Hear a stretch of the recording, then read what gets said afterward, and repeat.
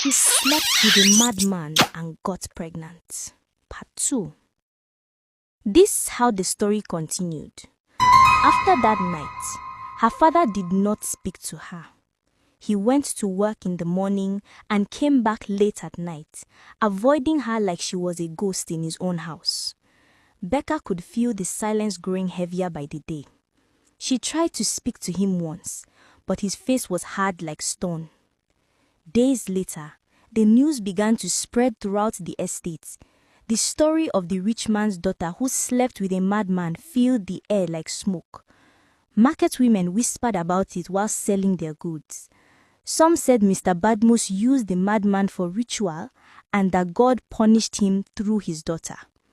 Others cursed, calling it an abomination. The once respected man became the subject of gossip and mockery. The next morning, Mr. Badmus sat in his office, but he couldn't focus. The whispers of his workers pierced through his ears. Some pretended to be on a call, but he could hear them laughing. He felt his chest tighten. His name, his reputation, everything he had built was collapsing because of his only daughter. He went home that evening in anger.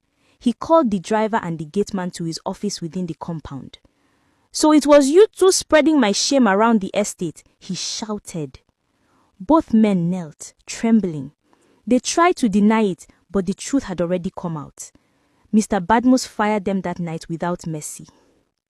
When he turned to Becca, tears filled his eyes.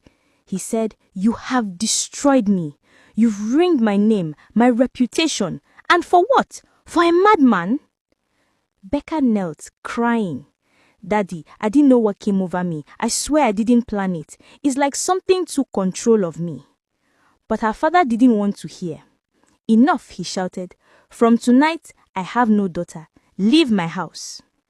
That night, with her eyes swollen from crying, Becca packed her luggage into a small bag. The mansion that once felt warm now felt cold and empty. She dragged her box out of the gate, tears streaming down her face as the night breeze brushed her hair. She took a cab straight to her friend's house, Vicky, who lived in a small neighborhood in Lagos. When Vicky opened the door and saw Becca standing there at that hour, her mouth fell open. She had only seen Becca once after her return from abroad, looking beautiful and proud. But now she looked broken.